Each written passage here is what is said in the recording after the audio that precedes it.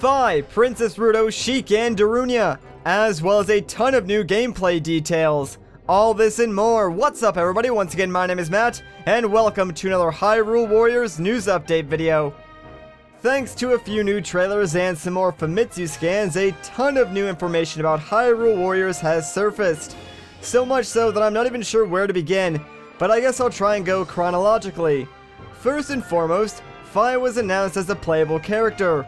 That's right, the spirit that lives inside the Master Sword herself. I always thought that Fi was an interesting character in Skyward Sword, and felt that Nintendo never really used her to her full potential. Instead, she was just an annoyance at times. However, in Hyrule Warriors, Fi is much more. She seems to be more of a melee-style character, which, if you think about how she's the embodiment of the Master Sword, it makes sense. She shows off her impressive and deadly dance moves by spinning and twirling through hordes of enemies with grace to attack. She can also transform into a giant sword and slash, stab, and hack away at enemies. Another thing worth noting is that Fi's signature robotic voice will be returning, and honestly I thought that was a nice touch of detail by the developers. Following the Fi announcement were Famitsu scans confirming several new playable characters, including Princess Ruto, Shiek, and Darunia. These scans, once translated, proved to be quite interesting, and I'll do my best to summarize the information for you guys. But before we talk about the new characters, let's take a second to go over some minor details. The boomerang has been confirmed to be an obtainable item from a chest. And just like in most Zelda games, if it makes contact with an enemy, it will stun them for a short amount of time. There will be a way to strengthen the boomerang, which more or less will turn it into the Gale Boomerang from Twilight Princess. The 100 gold Skulltulas from Ocarina of Time will be returning. From my understanding, certain conditions need to be met in the game before a Skulltula will appear, and once it does show itself, you will have a limited amount of time to locate it and kill it. To make things a little easier on you, once the Skulltula does appear, it will be marked as a spider on your map, and if you're close to it, you should be able to hear a rustling sound just like in Ocarina of Time. Alright, now before we actually go into detail about these new characters, let's check out the trailer introducing them that was released a few days after these Famitsu scans were uploaded.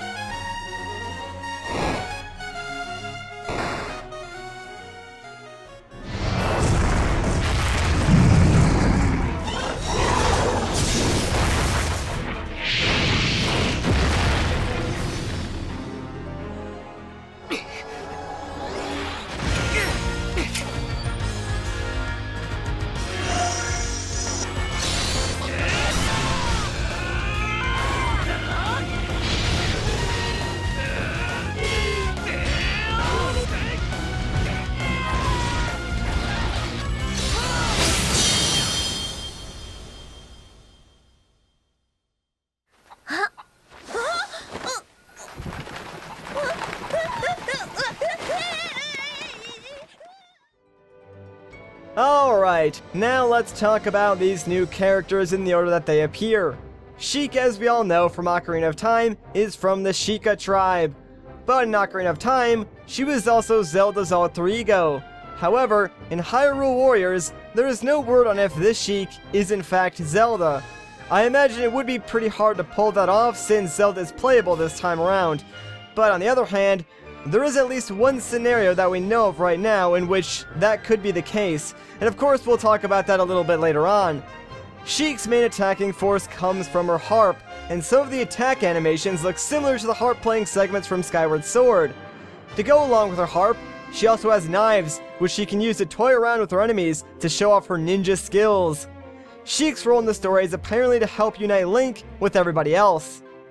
Next up is Darunia, and he is probably my favorite new character from these announcements, mainly because this was one of the predictions that I made in the last update video. Darunia wields a giant hammer similar to the Megaton hammer from Ocarina of Time, and uses this to bash enemies with. He can also roll up into a ball and run them down. According to some minor story details, Darunia is found by Shiek and Impa when they are on their way towards Death Mountain. It will be interesting to see how all of these characters interact and eventually end up working together. Now, this could mean a few different things for the gameplay side of things. With the current information, I can really only think of two ways that this will work. Either one, you won't initially have access to every single character, but instead, unlock them as you meet them in the main story, and once unlocked, you can replay the levels with that character. Or two, you will have access to all the characters at first, but the game will limit you on which characters can be used for which stage. Now, that's just speculation on my part, but it does seem pretty reasonable to me, and if I had to make the decision, I would probably go with option 1. And finally, on to Princess Ruto. Honestly, I did not see this one coming at all, but I am happy she's playable in the game regardless. Ruto, of course, being the sage of the Water Temple and as Zora, means all of her attacks have something to do with water. She can throw giant water balls at enemies, summon water fish, and even teleport by jumping in and out of water pools that she can create. Princess Ruto is introduced to the rest of the characters because Sia's magic has twisted the different dimensions, and as a result, Lake Hylian has been frozen once more. On top of that, there is a hostile Zelda commanding a bunch of monsters. Princess Ruto agrees to help Shiek and Impa break into the Water Temple in order to gain the Lens of Truth, so that way they can really see who is impersonating Zelda. And that's the only situation that we know about right now where this game's Shiek could actually be Zelda in disguise. Now remember, all those story details are a translation of the Famitsu scan that we talked about earlier. Because of this, I wouldn't recommend treating them as a full, fleshed-out story, but instead just a general outline, as things tend to get lost in translation, but I tried my best to summarize everything up for you guys. Something else that I find interesting about this trailer is that all of the characters seem to have someone directly opposing them. For instance, Sia has Lana, Midna has Zant, and Fi has Girahim. Now, it's currently unknown if all of them are working together to stop you, or if they are only present in their original game worlds, but I figured it was at least worth bringing up. Characters weren't the only new things that these trailers contained. If you've been paying attention to the backgrounds, you've probably already seen several new areas, including Skyloft, Lake Hylian and the Water Temple, Kokiri Forest including the Great Deku Tree, as well as Death Mountain and Goron Village. Now, although I personally couldn't track down a direct quote, it has been said that this game will only feature stages based on Skyward Sword, Ocarina of Time, and Twilight Princess, which makes sense with those being some of the most popular and newest Zelda titles. Not to mention they have some of the most iconic areas any Zelda fan should be able to pick out. I really do just have to take a second and compliment the design team. Not only have they done a fantastic job with the characters, the environments you play in as well are just stunning and unique. I honestly wouldn't mind a non-spin-off Zelda game using some of these assets. Now let's talk about the weapons in Hyrule Warriors for a bit. We know certain things like bombs, the hookshot, and the boomerang will be obtainable when you're playing the game from either enemy drops or chests. And those items can get upgraded via the Great Fairy. However, there is an entirely different class of weapons that you can choose before going into a stage, and those are the ones I would like to talk about. Currently, I don't think it's possible to carry more than one of these into battle, so you have to choose wisely. Not only that, but these weapons might be limited to certain characters. The only evidence I have to prove that theory is a screenshot and some gameplay of Lana using a Deku Stick type melee weapon, which allows her to plant Deku Seeds, and then once it grows into a Deku child, she can ride on top of it. Limiting these weapons to certain characters would make sense, as one of Link's weapons is the gauntlets. When you use these, you toss away the Master Sword in favor of 2 giant fists of steel, along with the ball and chain from Twilight Princess. This changes up the gameplay a ton, as you can imagine, forces Link to be more aggressive and up in your face. Another one of Link's weapons is the Fire Rod. We saw this a long time ago, but at the time I thought it was just another item that you would get from a chest. However, I'm beginning to think that's not the case given this new information. Zelda appears to also have the Wind Waker as a unique weapon. With this, she can play songs to harness the power of the wind to blow away enemies, or call upon tornadoes. If you listen closely while Zelda is using the Wind Waker, you can hear the melodies that she is conducting are actually ocarina songs from Ocarina of Time, which I thought was a nice touch.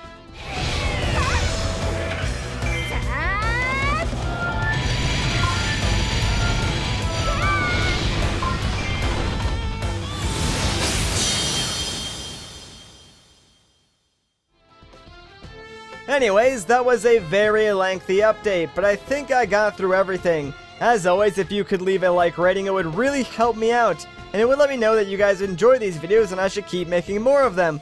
But once again, my name is Matt, thank you so much for watching, and I'll catch you in the next one.